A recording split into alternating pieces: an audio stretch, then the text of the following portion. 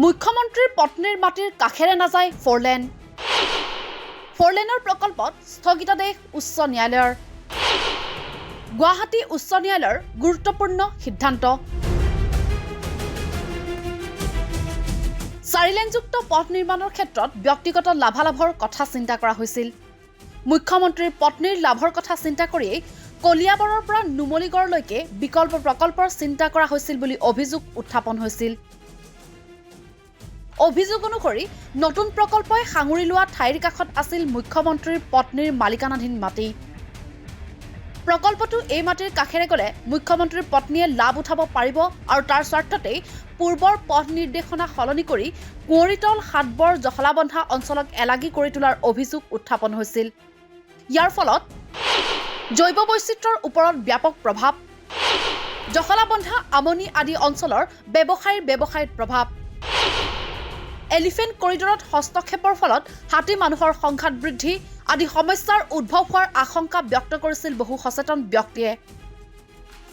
সেয়ে এই সন্দৰ্ভত 65গৰাকী নাগৰিকে গুৱাহাটী উচ্চ ন্যায়ালয়ত দাখিল কৰিছিল ৰাজহুৱা স্বাৰ্থজড়িত আবেদন।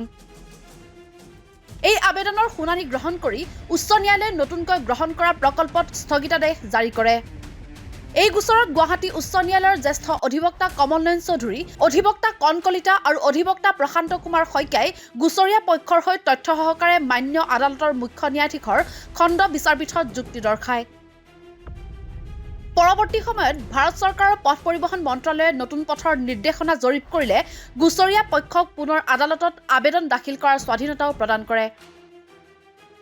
মন কৰিবলগীয়া যে এই সন্দৰ্ভত পোনপটে অভিযোগ উত্থাপন কৰি সংবাদমেল সম্বোধন কৰিছিল 4 লেন পথ নিৰ্মাণ দাবী সমিতিয়ে। সংবাদমেলত উপস্থিত আছিল সংগঠনটোৰ আন সদস্যৰ সৈতে জ্যেষ্ঠ অধিবক্তা উপমন্যু হাজৰিকা। ইয়াৰ পাছতেই শেহতীয়াকৈ উপমন্যু হাজৰিকা আৰু আন 6 ব্যক্তিৰ বিৰুদ্ধে আদালতত মানহানিৰ গোচৰ তৰে মুখ্যমন্ত্ৰীৰ পত্নী ৰিণিকী ভূঞা শৰ্মাই। এই সন্দৰ্ভত প্ৰতিক্ৰিয়া প্ৰকাশ কৰি উপমন্যু হাজৰিকাৰ মন্তব্য, মান থাকিলেহে মানহানি হয়। মুখ্যমন্ত্ৰী আৰু তেওঁৰ পত্নীৰ বিৰুদ্ধে আছে একাধিক অভিযোগ।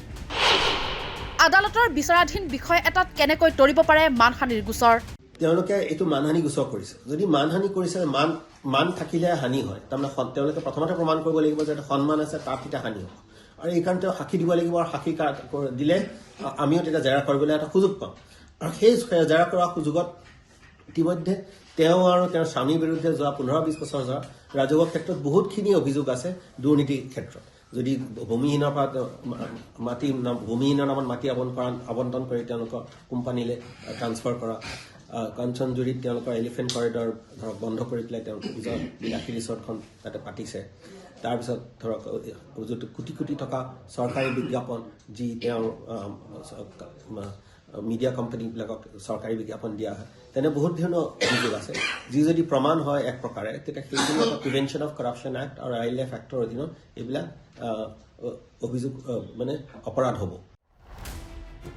আদালতৰ শুনানিত পৰৱৰ্তী সময়তহে স্পষ্ট হ'ব প্ৰকৃততে ক্ষমতাৰ অপব্যৱহাৰেৰে 4 লেনযুক্ত পথ নিৰ্মাণৰ নতুন প্ৰকল্পৰ সিদ্ধান্ত লোৱা হৈছিল নে আমোলা বিষয়াৰ তৈলমৰ্দনৰ পৰিণতিতহে। News desk report, the cross current.